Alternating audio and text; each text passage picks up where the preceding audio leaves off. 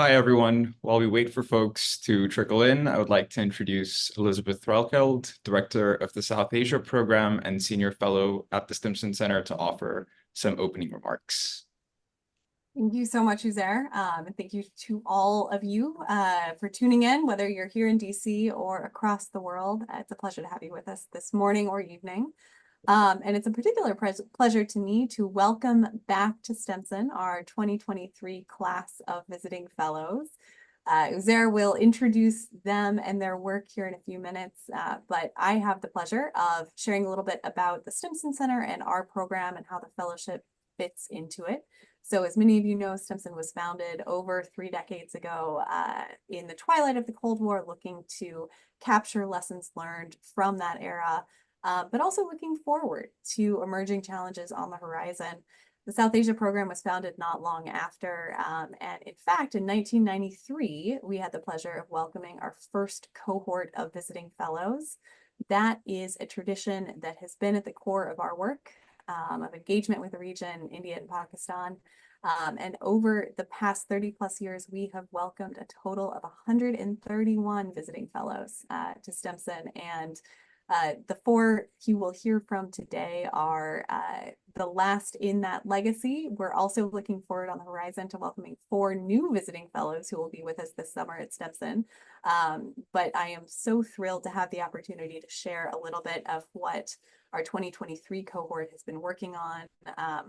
They spent the past year researching various issues in India and Pakistan while spending the summer with us here at Stimson in DC. While they were with us, we took them around town to nearly 40 meetings with over 50 people, both in and out in government, in academia, working on South Asia policy from various vantage points. It was a pleasure to have them with us in the office. We always learn a great deal from them, just as hopefully we give them exposure to a little bit of policy making here in DC. They have all also been contributors to South Asian Voices, our online policy platform, and their longer form analysis that they'll be presenting on today. A couple of these pieces have been published, a couple of them are forthcoming, but please keep an eye out and do bookmark those for your review. They're really interesting, timely topics, and I'm so proud of all of them for the work that has gone into it. Those policy memos will be published on the Stimson website in the coming days. But for today, this is an opportunity for the fellows to solicit your feedback, to share their ideas, hopefully answer some tough questions. So do keep those coming in the chat, and also to consider new angles of analysis. You'll be hearing their insights on a range of topics on nuclear risk reduction between India and Pakistan, transboundary water sharing through the Indus Waters Treaty, deterrent stability in Southern Asia, and Indian military reform since 2014. All of them are key and timely topics, and I look forward to hearing what our visiting fellows have learned over the course of the past year. I'll turn things back over to you, Uzair, to kick it off. It's wonderful. Thank you, Elizabeth, and thank you to everyone joining, whether it's morning or evening for those based out of South Asia. It's a pleasure to have you here. My name is Uzair Sitar. I'm a research associate with the South Asia program at the Stimson Center and the project leads for our fellowships portfolios. I'm delighted to welcome you to this event and introduce good friends and 2023's visiting fellow cohort. Dr. Ladhu Chowdhury is an assistant professor at the Department of Political Science at the University of Rajasthan. Dr. Mohammed Share is an assistant professor at the Department of Political Science at the University of Punjab in Lahore. Ms. Halima Saadia is a doctoral candidate at the National University of Science and Technology, commonly known as NUST, in Pakistan. And Anutama Banerjee is a researcher with the National Maritime Foundation. So the way this event will go is that we will open the floor for initial remarks from our 4 panelists, and then move on to a moderated Q&A session. And so for the audience, please do leave your questions in the Q&A box function at the bottom of the screen, and we will try to get to as many of them as possible over the next hour or so. So just to kick things off, Ladhu, I'd like to start with you. With elections underway in India, voters are adjudicating progress on campaign promises, key reforms, and various policies that the administration has been enacting. I know you've been keeping a close eye on Indian military reforms since 2014, and would be interested if you could walk us through changes that you've seen in Indian military modernization, especially within a changing strategic environment in South Asia, and highlight some key features that stand out and things you're looking for going ahead. Thank you, Uzair. Good morning, good evening to all tuned in from various respective geographical locations. At the outset of this presentation and the question that Uzair posed to me, I would like to state that I am grateful to the Stimson Center for providing extreme support for the policy resource memo on India's defense reforms and military modernizations, and which is very important in the present context of the ongoing elections and Indo-US strategic defense cooperation. So let me state that BJP traditionally has been contesting elections on the issues of national security, and it has been their prime focus since years. But specifically, Modi government since 2014 came up with two very important promises, and they have repeated that promises again in 2019, that they are going to reforms India's high defense organizations to enhance India's military effectiveness. But I will show you in my presentations that what has been the trends and traits of India's military reforms and military modernization under Prime Minister Modi since last 10 years. To explore how Modi's military modernization programs are complicated India's military integration and jointness. For this exploration, I need to bring out a critical analysis of four significant variables. First, the financial support for the initiated modernization projects, the dynamics of higher defense organizations and reforms initiated with regard to it, what has been the level of legislative backing to initiated reforms, and what kind of vigor and rigor the military modernization was taken by Indian government with India's China threat and other emerging security concerns. A critical analysis of these variables suggests that Modi government has undertaken ambitious and far-reaching proposals for military modernizations. However, most of these initiative efforts for military modernizations had a suboptimal transformational effect on, number one, military effectiveness, number two, defense preparedness in the face of complex national security challenges, and number three, in building a robust defense industrial ecosystem for India. Why I am saying so? To explain these suboptimal transformations, let me explain each factor in detail. India has been lacking firm financial commitment for the initiated military modernization moves. And this has been historically inadequate defense budget for modernization, or it has been underutilized or mismanaged. But Modi government has constituted two important committees. One, the Sekatkar Committee, and the second, the Defense Planning Committee under the chairmanship of National Security Advisor. The mandate of these two committees was to find out a comprehensive integrated defense planning perspectives and also to ensure optimal utilization of scarce resources by minimizing duplications and fast-tracking defense procurement. However, the record of these committees and the status with regard to the defense budgets issued in last 10 years shows that inherent structural problems within the India's higher defense organizations lacks adequate financial support, and it has been consistent with the historical trends, and therefore I would say there's no significant change.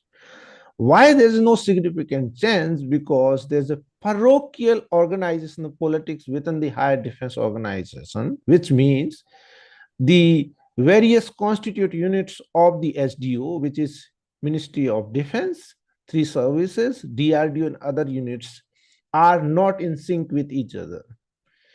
Despite the creation of Department of Military Affairs and the Chief of Defense Staff, they have not been able to resolve these problems, and therefore there's a trust deficit. Why there is a trust deficit and why these military modernization moves are not addressing these limitations? Because these newly initiated military modernizations are not properly legislated and they have not been properly educated, debated within the parliament. And therefore, my submission is that considering India's China threat, considering India's global rise, considering India's ambitious commitment to the free, open Indo-Pacific rule-based order, India has to reorient its military missions.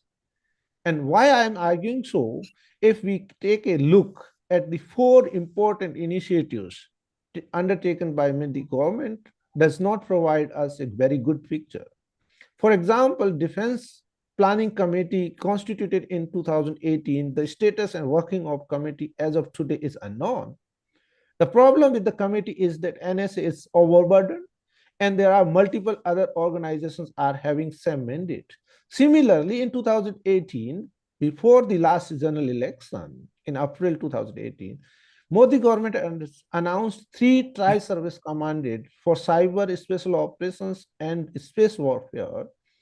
These commands as of today remains undercapitalized, and there's a entire parochial politics in terms of upbringing those commands.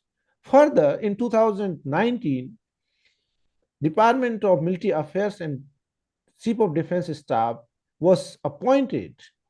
It was very revolutionary step in a sense, but as of today, the mandate which was given to the DMA and the Chief of Defense Staff has not been fulfilled, which is creation of integrated theater commands and institutionalizing jointness between the 3 services. In a way, these 2 organizations was actually not constituted as per the various committees' reports. Rather, it was a cut piece of the existing integrated defense headquarters. Above top of these reforms, there was a Inter-Service Act was passed by the Indian Parliament recently to mitigate problems related to the joint organizations, but this law is also not effective. And therefore, considering these limitations, I offer 4 policy recommendations. 1, the Indian political class should take its military governing role seriously in terms of providing political guidance, political oversight, and to legislate the initiated reforms. Secondly, Indian government should constitute an independent panel of experts to evaluate the progress of modernization in last 10 years. And this has to be debated within the parliament, and therefore political class has to take an active role. The evolution of the committee as well as the political directives to reorient the military goals must be based on India's changing threat scenario and its strategic partnership with the US and threat from maritime domain and from China. In this regard, I would argue that to reform, to legislate, and to reorient India's military modernization, India should have more strong relations with its strategic partner, which is United States of America. And this relationship can provide many things that India's military modernization are suffering from. Thank you. And I'm looking forward for your insightful observation, comment, and questions. Thank you for patience listening. Thank you. I'd highly recommend folks to check out Ladhu's policy memo. He touches on all of these issues in much greater detail than you can do in 8 minutes. And thank you for sticking to 8 minutes, Ladhu.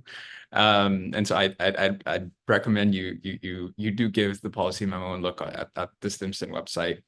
But I'm just going to build on that last point that you mentioned on sort of a deepening US-India sort of relationship to help plug gaps in military modernization.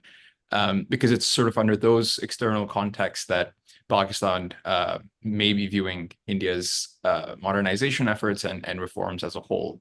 And so I'm going to segue here to Share. Share, I know you spent a lot of time during the fellowship trying to understand how emerging technologies and cybersecurity dynamics within the region are impacting deterrent stability between India and Pakistan. Do you sort of have sort of a perspective on how these emerging dynamics, coupled with indigenous reforms on both sides, might impact deterrent stability in South Asia? Thank you, Zair. And I would first like to extend a humble gratitude to Stimson team for keeping my policy memo in control, because it spun out really violently, because the dynamics of what we were working on kept on changing with new technologies that were being added into the military hardware, as well as into the doctrines and preparedness. The idea was behind my policy memo was the concept of revolution in military affairs.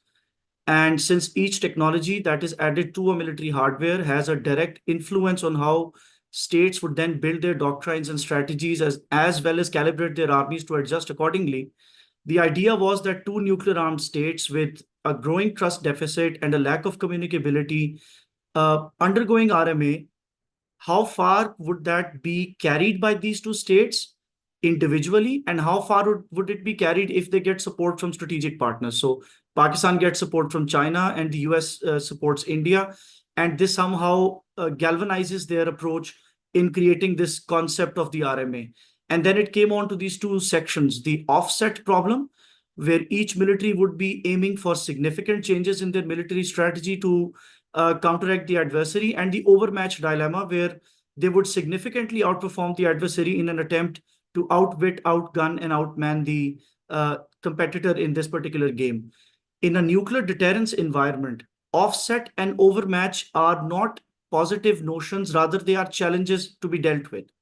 So if an army is strategically maneuvering to induct new weapon systems and is adjusting its entire military accordingly, in an environment which is a very much likely a feature in South Asia, that there is a lot of trust deficit, and new technologies tend to create a lot of potholes with each other as far as communicability is concerned. This layer of RMA, of revolutionizing military by introducing off the battlefield weapon systems, the cyber and the electronic warfare systems, and on the battlefield weapon systems, would then have a very significant effect as far as my research was concerned. And we moved this particular dimension to 3 levels of analyses. The first level was that considering revolution in military affairs is not a new concept, and Soviet Union and the United States had already had this experience where the nuclear age was the third the military offset. Could this be replicated or duplicated in South Asia? That was the first major concern. The second major concern was that, keeping in view Operation Desert Storm and Desert Shield, where RMA was put to effect, is there a learning curve of caution and adventurism for any states that wish to engage in RMA? And the third concern was, if there is an RMA occurring in two militaries which are nuclear equipped, but there is lack of communicability and crisis termination is either third-party mandated or snap termination happens without any positive mitigation to the crisis or the conflict itself, how would this RMA pan out in a future war? And we, during the course of my research, I found out that these 3 questions automatically became serious concerns. Because if you're inducting new technologies, whether it's for your command and control, whether it's for your doctrines, whether it's for your warfighting capability, or whether it's just an overhaul of whatever military hardware you have in your stock right now, would have a serious consequence, because there is a blame loop that exists in South Asia, which does not let conflict transform positively. So either there is crisis termination with limited mitigation, or there is crisis termination by third-party intervention, which usually isn't really that long-lasting. The major concern that came up after these questions was, if we offer, through this policy memo, a selection of solutions to Pakistan and India, let's suppose we ask them not to engage in an arms race by adding arms control layers to their modernization paradigms, would that work? The second question is, if this particular project is initiated, is it going to be something so novel that these two states will be hesitant in attempting? And the third paradigm was that would it require third-party mitigation? So the major sources from which they receive this assistance, the strategic partners that they have, the great power partners that they have, would they play a role in instituting this control mechanism? For the first question, we found out that an arms control mechanism may be a necessity, but it's not really a desire right now. The Pakistan Army as well as the Indian Armed Forces are currently modernizing at a very fast pace.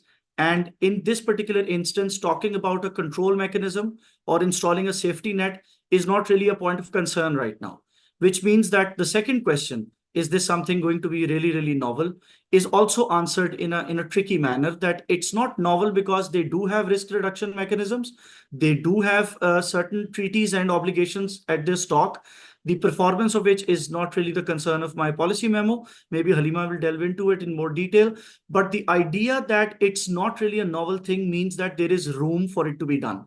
And the third concern, would it also be third-party mitigated, or would it be done individually by realizing that this is a really serious risk in a crisis environment where escalation can go out of control? The answer to this question is something which my policy memo attempts to address. And we conclude it by stating 4 lines of argument. The first line of argument is that with each new technology added to any military hardware anywhere on the planet, whether it's a nuclear adversary or not, does require caution, even at a national security level. So that caution has to be there. Number 2, there are institutions being built in India and Pakistan, which are designed to somehow offer some consolation to risk reduction as far as these technologies are concerned. So if drone warfare is part of the mix, or if ISR capabilities are being improved, or if submarine warfare is being improved, or if missile technologies are being improved, conversations on how they will increase the risk in a crisis are also being circulated through think tanks and policy forums. And the next concern that we raised as a policy recommendation was that even though this cyber insecurity or the electronic warfare nexus or the advancement in ISR capability, the whole jargon of military modernization in RMA may be a national security requirement, but it has to be tread with cautiously. We've seen with the Cold War experience that RMA was a very likely possibility with both states, USA and the USSR, but they were still entering into agreements for risk reduction, which in my opinion, in my policy memo, is a major cause for communication, and it is a major cause for concern. So it does not tread on the sensitivities that Pakistan and India have, but it does address the core problem of a mutual risk. So the madman scenario needs to be addressed, because the more you offset or the more you overmatch, the more you intensify the risk of escalation in a crisis. We've been lucky that we were able to avoid one in 2019 and then in 2022. But in the future, when new machines take over, when ISR capabilities are further enhanced, when maybe autonomous weapon systems are put to place, because these are also some parts of conversation in both countries, the canvas of this battlefield from a battle space to a battle sphere would automatically necessitate risk reduction on their end. I would like to thank you all with this brief interview of my particular concerns, and looking forward to your questions and answers. Those are worthy points, Shari. I think just picking up on your initial sort of context of sort of low trust between India and Pakistan, and in an environment of low trust and a lack of dialogue with both countries modernizing, there is a feasible risk of entering a new phase of an arms race, especially in a bilateral context, but within a wider context of sort of the strategic chain, where third parties like China and the US are also impacting how India and Pakistan are seeing their threat perceptions evolve and change. And so, Halima, I want to come to you. I know that you've been looking at the salience and significance of existing confidence building measures. I spent a lot of your time in the fellowship reviewing them. And so how do you see the state of nuclear CBMs, the feasibility of moving towards new CBMs or strengthening these existing ones, and how does that feature in sort of the future of nuclear risk reduction in South Asia? Yeah, thank you, Zed. And first, I would like to express my gratitude to the South Asia team at Stimson for the constant support as I carried out this research. So to respond to your question, so my policy memo raises questions regarding the sufficiency of existing nuclear CBMs in fostering confidence and trust between India and Pakistan. And I've reviewed the implementation of the existing nuclear CBMs between the two countries by developing a framework and analyze the impact of these nuclear CBMs on nuclear risk reduction in South Asia. The policy memo also identifies some concerning trends in their bilateral relationship. And lastly, I will share some policy recommendations from the memo. So moving on to the issue of nuclear CBMs, their history. So overall, both states have agreed to 4 nuclear CBMs over the last 40 years. The first, the 1988 nuclear non-attack agreement, predates the country's overt nuclearization by a decade. And as of 2024, it has been 17 years, and 17 years since the last nuclear CBM agreement was signed, and a decade since the last nuclear dialogue between the two countries. And at first glance, it appears that the nuclear CBMs have endured and met their initial objectives. I mean, Islamabad and New Delhi share the list of their nuclear facilities as per the non-attack agreement, like clockwork, on January 1st each year. And this is a practice that they have continued for 3 decades without fail. Both states usually notify each other of their ballistic missile tests. And as there have been no accidents involving nuclear weapons in either country, the 2007 agreement remains untested in real life situations. And finally, the hotline provides direct communication between foreign secretaries for resolving misunderstandings. So in order to critically analyze the NCBM regime between Pakistan and India, I have developed a framework that analyzes the implementation of these new CBMs against 9 parameters. And the objective of selecting these parameters is to ensure that this research has empirical validity, policy relevance, and also case study applicability. And I'll briefly talk about some of these parameters now. For example, let's take the issue of scope, which is limited and narrow for all of these CBMs. For the non-attack agreement, even though the lists are shared every year, these are incomplete, which makes this practice largely symbolic.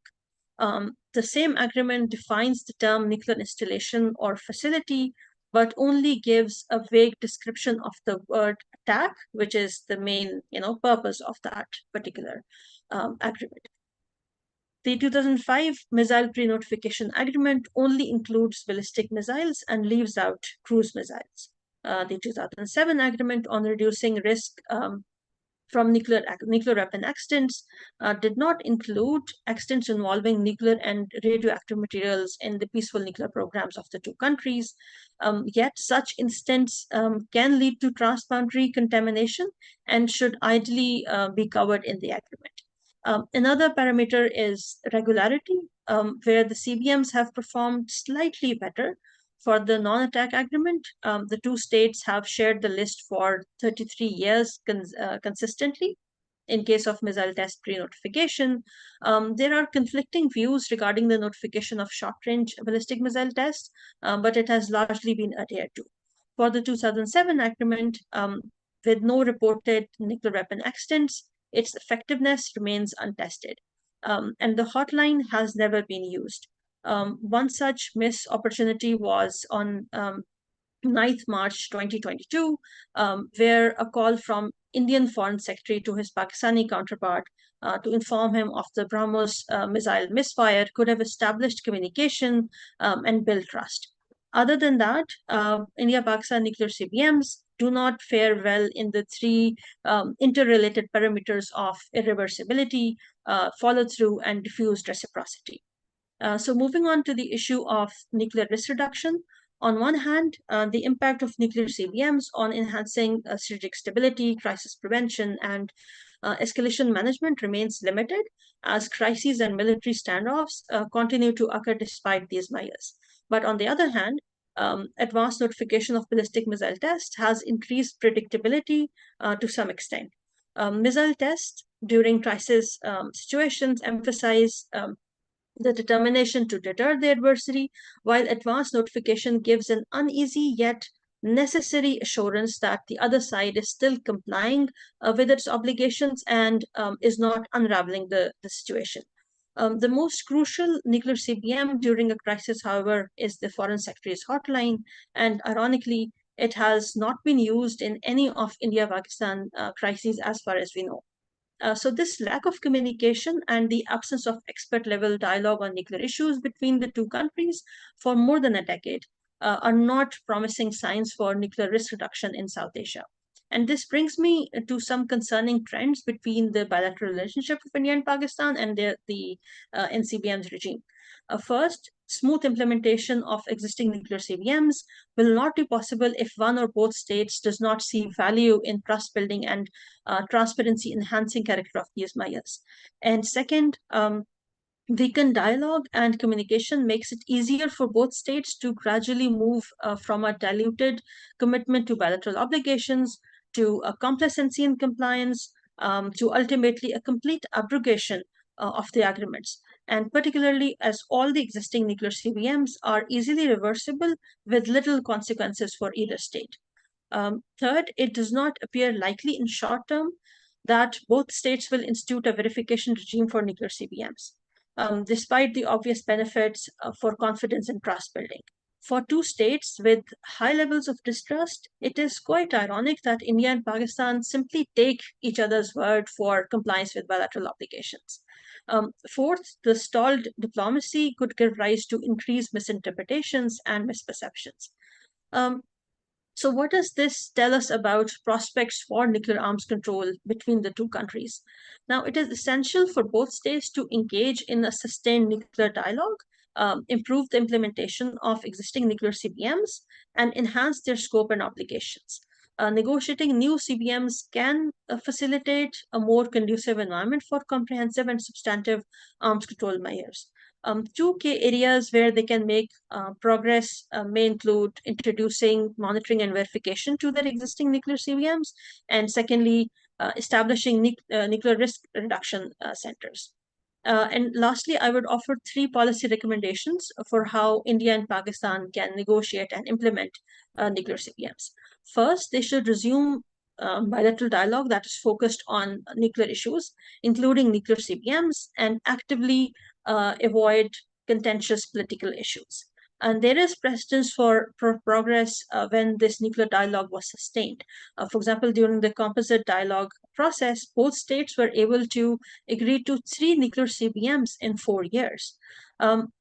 The two countries should have a mechanism in place to review implementation of existing nuclear CBMs and make adjustments as challenges arise or opportunities appear. And lastly, both states need to improve their crisis communication practices and actually use the existing hotlines between senior civilian and military officials. This would help avoid miscalculations and enable off-ramps during future nuclear crises. So I'll stop here and I look forward to the discussion session. Over to you, Zach. Thanks, Alima. I think as I was reading your policy memo, which is also on the Stimson website, and I would recommend everyone to give it a read, was given the fact that there is, as you've laid out, such a scope for improving nuclear CBMs and moving towards new avenues of trust building within that domain. There's also lessons for the world as to keeping the salience of CBMs, such as the Nuclear Non-Attack Agreement, which to my knowledge would have been particularly helpful if adhered to in ongoing crises around the world as well. And I think your memo does a good job in sort of taking stock on the CBMs that we have before making your recommendations for options going ahead. Also, just a quick note of housekeeping. We will be moving on to an audience Q&A session after the next speaker. And so please do indicate your name and affiliation as you ask questions in the chat box at the bottom of the screen, and we'll try to get through as many as possible.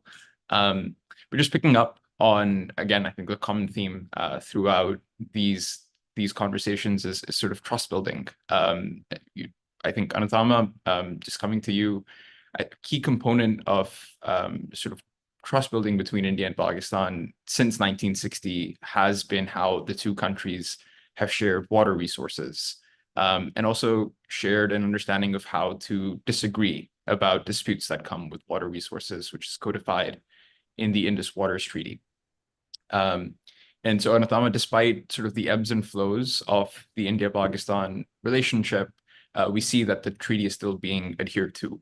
The treaty has endured. And so how do you envisage sort of this, the treaty itself as, a factor in confidence building, and how do you see its future in a potentially more tumultuous relationship going ahead? Thank you so much, Uzair. That's a great transition point. And as I would like to say at the outset, the Indus Waters Treaty is actually the most enduring confidence building measure between India and Pakistan. On that note, I think a brief understanding of what the treaty is essential, and I'd like to do that as well. But I'd also like to say that the rivers in general in South Asia are a synonym for for the region's openness, or India's openness, or Pakistan's openness to the world. And as geospatialities, rivers are imbued with a lifelike quality. So it just is so important to have a discussion on issues of high politics as well as low politics. And I mean, also what constitutes low politics is highly contestable. But in my opinion, I'm immensely grateful to the Stimson Center, first of all, for giving me the opportunity to work on this subject, because as my other colleagues have spoken about issues which are there, I think the water issue is becoming extremely significant and requires due diligence and attention as well. And since rivers are a part of our quotidian existence, for the people of South Asia as well as for us, and as a geospatial entity, it has a transformational role in shaping societies. I think the importance and the enduring nature of the Indus Waters Treaty is something that we must look at. Why I chose this research project is also very relevant for me, because when I applied for this fellowship, I went back to my time in Pakistan in 2010, when I had the opportunity to actually see the impact of the floods and to understand what that entails, and how in 2022 floods happened again. And I realized that these issues are also equally significant as, say, the others, be it on questions of military reform and, of course, the CBMs, nuclear CBMs that Halima talked about right now. From my research, I was able to, the immediate context for my research also relates to India's demand for the modification of the treaty, by the way, which came through from the Indian side in January 2023, citing intransigence on Pakistan's side. Now, for those who are not well versed with the treaty, I just wanted to give a brief introduction to that as well. The Indus Waters Treaty is a water distribution agreement that was signed between India and Pakistan in 1960s, as Uzair pointed out. And roughly 300 million people in India and Pakistan live in the Indus basin. And the river tributaries in the basin cover 65% of Pakistan's drainage area and about 14% of India's drainage area, and act as a source of water to countless people. So its relevance cannot be underestimated in any terms. And briefly, the Indus Waters Treaty divides the Indus River Basin between the two neighbors, with India being allocated the three eastern rivers, Ravi, Satluj, and Beas, and Pakistan exercising control over the three western rivers, which is Jhelum, Chenab, and the Indus itself. Now, what is unique is that this is the only treaty of its kind that divides there's a vivisection of the river system itself. And through my research, I was able to find a couple of things which I feel may be relevant, and we can take that forward in the discussion ahead. Was that the inherent inbuilt conflict resolution mechanism within the treaty is what is its greatest strength. And it ensures that both the countries, despite all the plethora of problems that we face, enables us to sit on the negotiating table and have a discussion and try to resolve issues in an amicable, or at least in a provides us an environment to do that, to try to resolve issues in an amicable manner. For going ahead, the IWT also, as pointed out, is a confidence building measure between two nuclear armed neighbors. So it always has that relevance wherein it provides you the opportunity to deliberate on issue areas. And that is one of the other things. Politicization of the IWT has also become very common. If you look at the media reports, and there is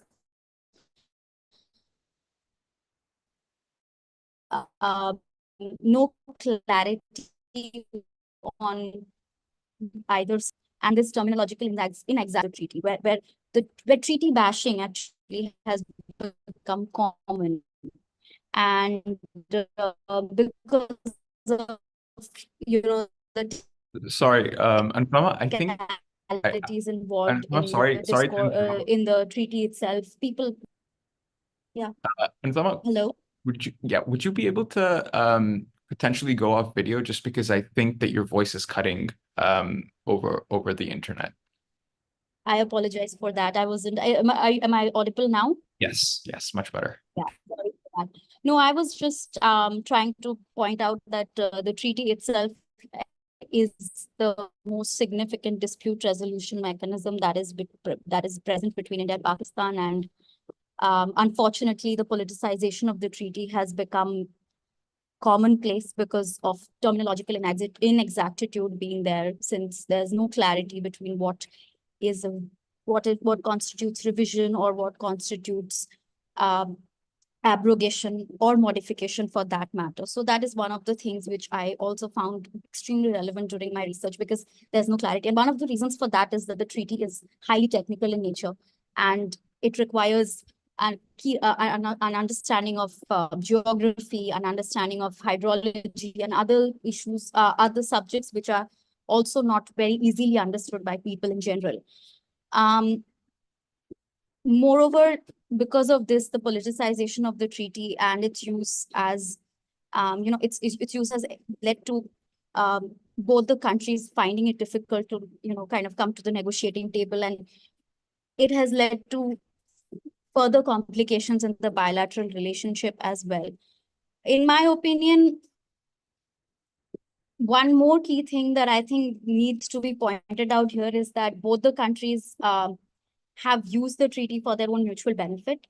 And while the treaty is a key confidence building mechanism, we have not been able to construct or we have not been able to provide or build a narrative around the treaty that enables us to understand the benefits that people accrue from the treaty. This is one thing I want to point out. And this leads me to the point on water stress and climate change in South Asia, because we do not really have a problem with the treaty as much as internal mismanagement of water resources that is quite rampant across the region. I mean, for instance, India uses 95% of its waters in the eastern flowing rivers, and India continues to be water stressed.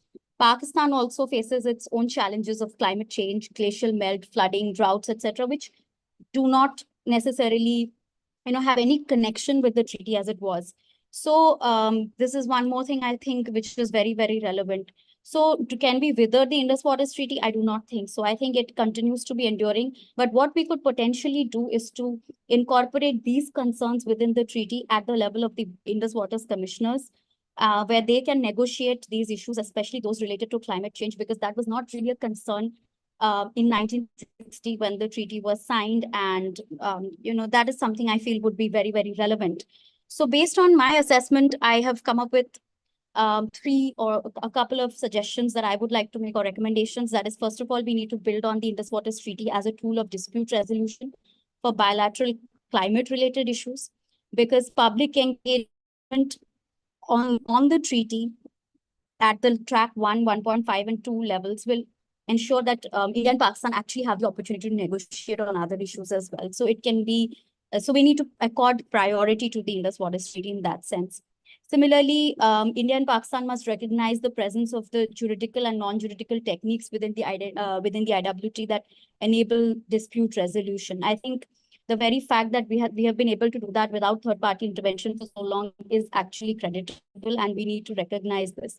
And people should be made aware of the benefits that the countries have accrued through the treaty. And finally, my point relates to the improvement of domestic water resources and management in India and Pakistan. I mean, India and Pakistan are both water-stressed countries, but it does not necessarily mean that the treaty is to be blamed for that. Even I have learned this over the course of the year about how we have not been able to optimally utilize our resources. And it relates to issues of groundwater depletion and other concerns which have not been duly addressed. For instance, the Satluj-Jamna link canal in India, I mean, a complete construction of the canal would facilitate optimal use of water resources available within India for agricultural communities in India's Punjab, and that could actually facilitate, that could actually improve the situation within India. And Pakistan can also adopt integrated watershed management systems in that sense to reduce its wastage of water resources. So I think that could be a principle, that could be something that both the countries could look at and work on. Similarly, they could also reduce their dependence on water-intensive crops. This is also something that they could do. For instance, India largely grows paddy, which is a water-intensive crop, and Pakistan grows sugar. So growing such crops has led to additional water stress in both countries. So those kinds of reforms can be undertaken instead of trying to, renegotiate or abrogate or, call for revision of the treaty on any grounds. I do think I would like to conclude by saying that the IWT is a very robust treaty, and its inbuilt dispute resolution mechanism provides it the option, enables it to remain an enduring treaty. And with climate change emerging as a potential security threat, the treaty does require modifications, considering the whole upper and lower riparian dynamics. But the modification or the revision should be done carefully and without losing the true essence of the treaty. Yeah, I think I would leave it at that and hopefully answer questions. I'm sorry about the internet. I apologize for that as well. It's all right. I think we heard you loud and clear, and I think that's what matters.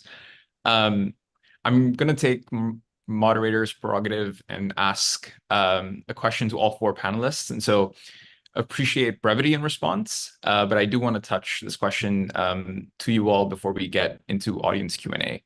And this goes back a little bit to the first sort of context that has undergirded Laddu's remarks, which is sort of elections in India. All of you have made policy recommendations that span various time periods and various issue areas too.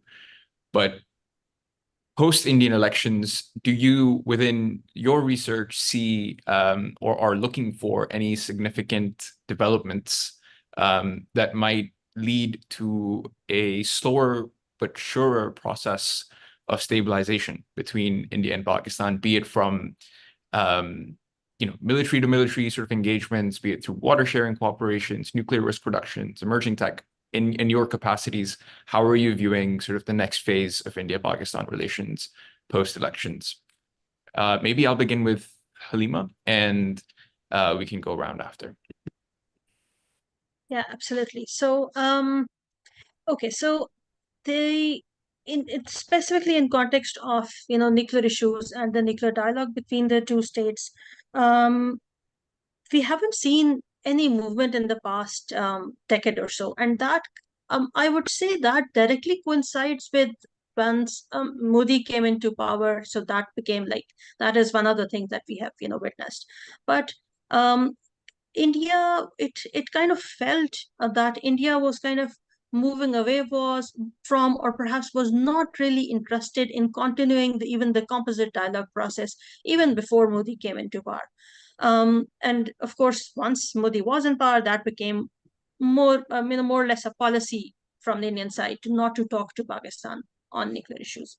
And in the short term, I don't see any change coming in until and unless Modi decides to have a change of heart and decides to talk to Pakistan. And Pakistan has, by the way, extended the offer to resume the talks multiple times. So one can hope that the situation would change and Modi regime would have a change of heart. But I see very little prospect if Modi stays in power.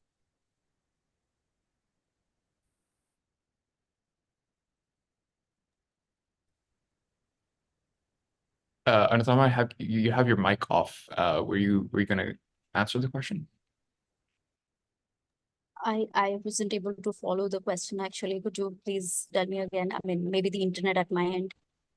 No worries. The question is on if there is any developments that you're particularly looking for in a post-election environment that might have an impact on India-Pakistan relations. Post-election developments, I definitely think that the India-Pakistan relations are going to, I am an optimist and I hope that they see some degree of, change in terms of at least India and Pakistan going to the negotiating table. I think that's the very basic, where we have at least a dialogue process that resumes. That would be the basic that I would be looking at for now, beyond anything else. I think I'd like to add to this particular dimension of question. With every coming elections, there's this sentiment both in Pakistan and India that national security is a primary priority. And with India, considering the China threat and also considering how India's strategic partnership with the United States of America does require India to take practical measures, which we are currently seeing in their military modernization paradigm, the sentimentality of conversation, I think, would be hinged upon how seriously a threat could be identified between the two. So, in my opinion, as if I bring my research into this one, even if there are chances of conversations between Pakistan and India, the idea of how the globe is currently dealing with conflicts and crises somehow adds this ease of war fighting. So these emerging technologies and these new weapon systems make war fighting really easy. Even though it should have been the other way around, it's now going in this direction. And for any government, anywhere dealing with national security as a primary priority, this ease of continuity of warfare would be a major downturn for any conversation or communication between the two. That's my opinion on this particular issue. Yeah, if I may, then I would say that this will depend the situation on what is the outcome of the election, because who comes into power in India.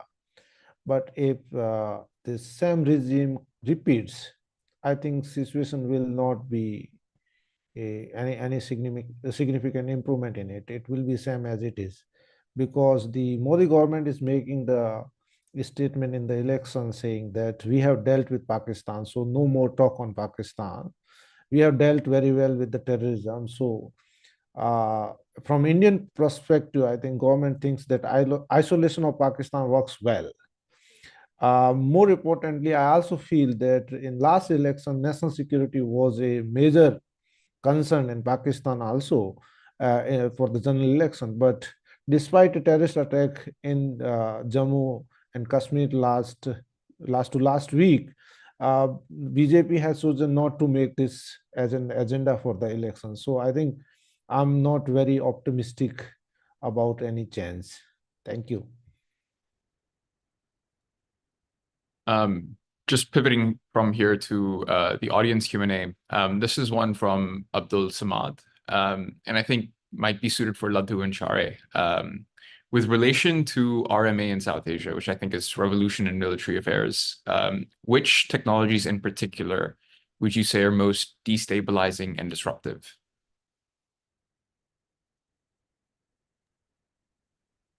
I'll go first and then Ladhu can come in. Samad, I think the major concern would be the use of unmanned combat platforms. I think it was January 2021 when the Indian Army demonstrated 75 drones that were flying in a swarm formation.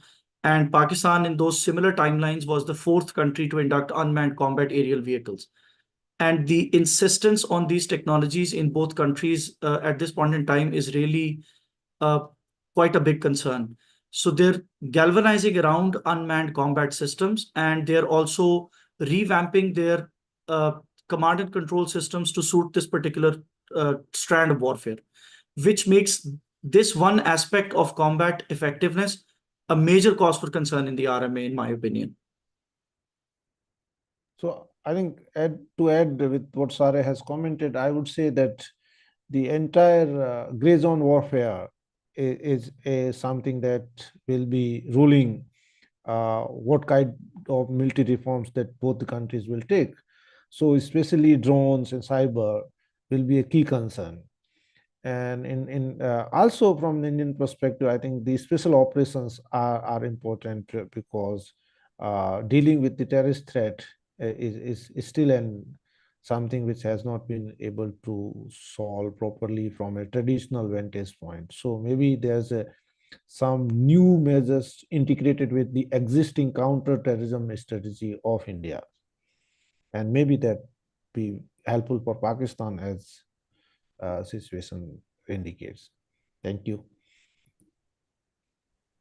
Question here from Bashir Abbas, who I believe is the Bashir Abbas that is the 2022 visiting fellow. You can never be sure in South Asia, though. So he writes, apart from the now suspended Intermediate Nuclear Forces Treaty between the US and Russia, which included limitations on the American BGM 9G cruise missiles, are there any examples of agreements between two nuclear weapon states? If yes, what lessons could India and Pakistan learn?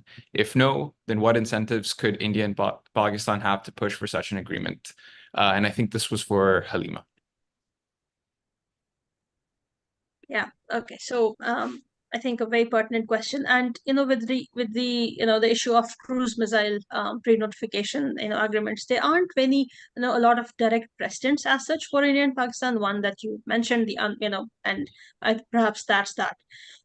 However, when the ballistic missile pre-notification agreement was being negotiated, at that time Pakistan did propose to India to include cruise missile into the scope of the agreement as well. But at that time, India refused to do so, and the by including by omitting cruise missiles, the danger of misinterpretation of missile launches and also perhaps deployments, those dangers remain unaddressed. And we saw that happening, perhaps this issue of the risk associated with not having this kind of a pre-notification agreement for cruise missile. We saw that in 2022 when the BrahMos missile misfire happened. Now, one thing that I should say, that pre-notification agreement would not have prevented an accident from happening, would not have prevented that misfire. But what that would have done was that it would have kind of prepared Pakistan and perhaps better allow it to kind of anticipate the missile test and prepare for an eventuality or contingency in case the missile veered off course. So perhaps, and also if there was another layer added to this pre-notification agreement in context of cruise missiles, there was then that meant that there was another reason for the two states to communicate. So without reading too much into having of the benefit of having cruise missile added into this agreement, I think that instant could have been handled in a much better way, and perhaps there would also have been a framework for India and Pakistan to go back to and kind of discuss that misfire in the framework of if that had been in place. Having said that, even now, if India and Pakistan decide to include cruise missiles, one, the issue of misinterpretation, misperceptions, that would be addressed, especially during times of crises. And also, it would be another avenue for two states to build trust.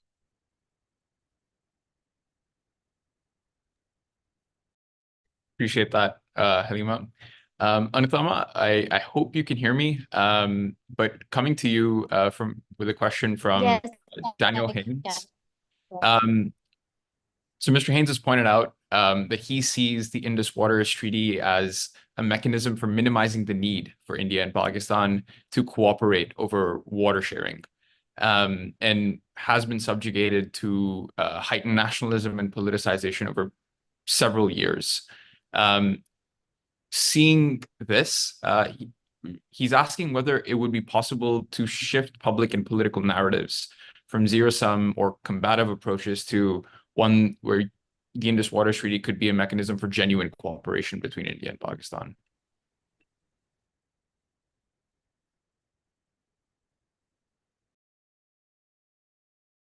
Anandama, I think you might be muted.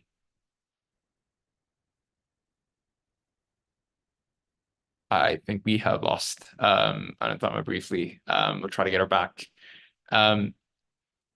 In the meantime, I'm going to go to a question from Sophia Kierstead, and this is addressed to Lathu. What steps do you recommend for addressing the challenges of weak indigenous defense production and enhancing India's self-reliance in defense manufacturing and technology? Yeah, it's a very good question. Thank you, Sophia, and thank you, Uzair. So I think first measure that Indian government should take to develop a cordial organizational ecosystem to develop to enhance the indigenous defense ecosystem and industrial base. For that, I think Indian government also need to invest more in research and R&D, research and development on defense. And for that, I think India needs both capital and technology. And here, I think it can get a more help from its strategic partner. Number one, the US, or it could be a France. But beyond this, I would say that when we talk about indigenous, quote and unquote, there's nothing in the contemporary context of warfare technology that is a country can produce indigenously. It has to be produced by international cooperation. So too much of emphasis on indigenous, I think, is suggesting something like, it's India's hangover with the post-colonial discourse of producing indigenous technology. So I think from my vantage point, there's all kind of advanced military technology that India can collaborate with other strategic partner and get those technology and produce or manufactured at their. Thank you. Shari, just coming to you with a question on drones. I think we've been getting a few in the Q&A, and so I'm going to try to merge them all together. But with lessons being learned in India and Pakistan from external conflicts, be them Armenia, Azerbaijan, Russia, Ukraine, we've seen the use of drones, even with Iran and Israel recently, taking a pretty significant role in modern warfare. And just curious, how would you see them fitting in as emerging technologies in the escalation ladder and general military dynamics between India and Pakistan? I think within the modern conversation of revolution in military affairs and seeing how drones have somewhat outperformed whenever they have been used on the battlefield, whether it's for surveillance or for targeting or for reconnaissance, the insistence by both states, Pakistan and India, that they would continue to modernize and they would continue to build their drone swarms and they would continue to invest in unmanned combat platforms on all three domains of war, land, air, and sea. I think it would be a pretty big challenge for Pakistan and India to navigate the ladder of escalation in the first few rungs of it. Because conventional escalation in Pakistan and India is something that is a usual when crises and conflicts come up.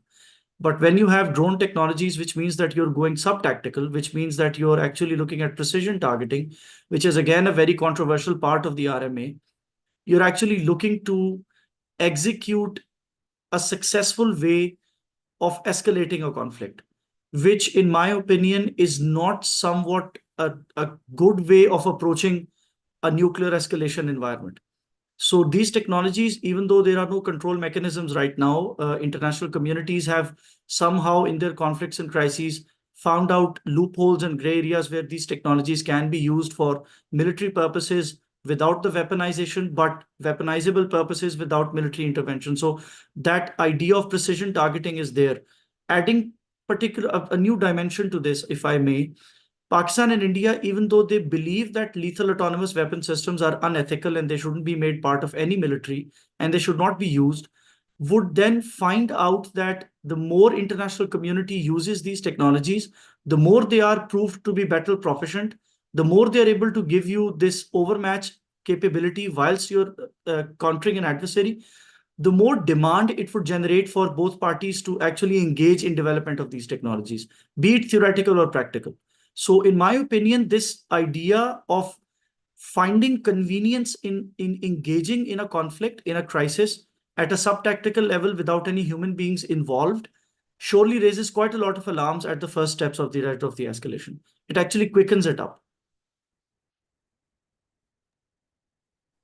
I'm going to go back to Anutama with hopes that the internet issues are resolved. Anutama, in case you missed it, you had a question from Daniel Haynes on whether you see a scenario where public narratives and political narratives, might allow for genuine cooperation amongst India and Pakistan on water issues, rather than sort of separating or bifurcating the river basin, which the current treaty does.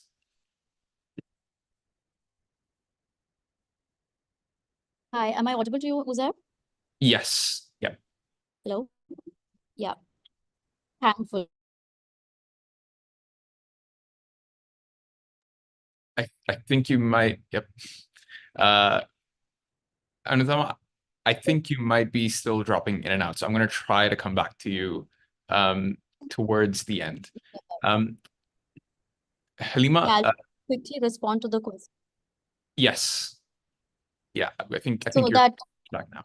yeah, before the internet drops again. So I do think that the treaty definitely has the ability to emerge as a genuine cooperative mechanism between India and Pakistan. It's something that I have looked at very closely. The problem lies at the level of narrative building and narrative construction, because as I mentioned when I was making my remarks, there is no clarity on the terminologies that are there. There is no clarity on there's very little information in the public domain related to what the treaty actually entails.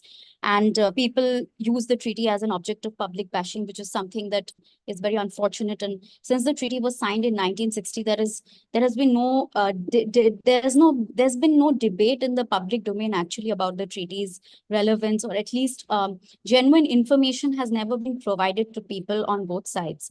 I think one of the reasons is that the treaty, of course, being a treaty, being a legal, being something that has a legal connotation, there is very little information about it. There's very little discussion about it due to its technical nature.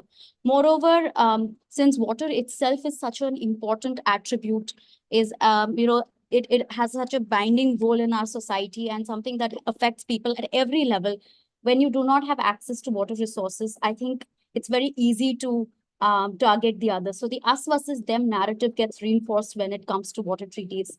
And I mean, I would like to say this in the context of the Tista as well. I mean, we do not have information about the flow of the rivers, what is the actual, how much water we are getting, how much water Bangladesh is getting, etc. on that river as well.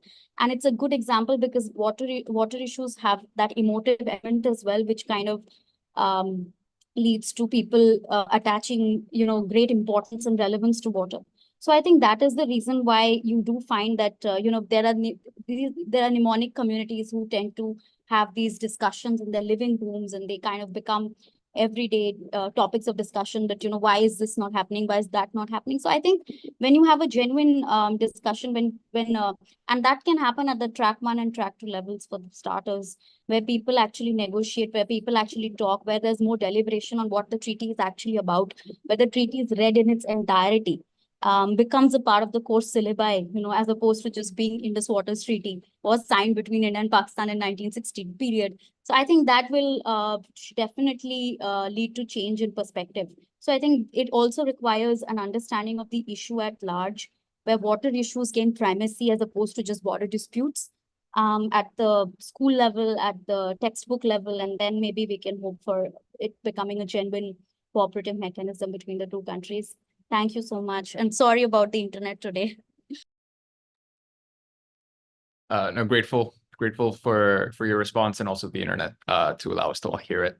Halima, coming to you, the last crisis between India and Pakistan was in 2019, and we saw the dynamics play out, but the fog of war sometimes stops us from being able to critically analyze the role CBMs had played during the escalation itself. I think for that, just want to move to a non-crisis in 2022 with the accidental missile firing from India into Pakistani territory. As you sort of analyzed the events of that day and the aftermath, what CBMs were deployed, and perhaps what CBMs could have been deployed in a manner that might have led to more trust building after something that was accidental from the version that's being presented. Okay, so in that context, I think the first CBM that should have been implemented within, I would say, hours or perhaps minutes of India realizing that the missile has misfired and all that. And that was the hotline agreement, either between the foreign secretaries or the hotline that the DGMO's hotline that exists. And by the way, the DGMO hotline, although I did not discuss it, and by design I did not discuss it at length in my policy memo, but it does have, it does allude to handling, nuclear communications as well.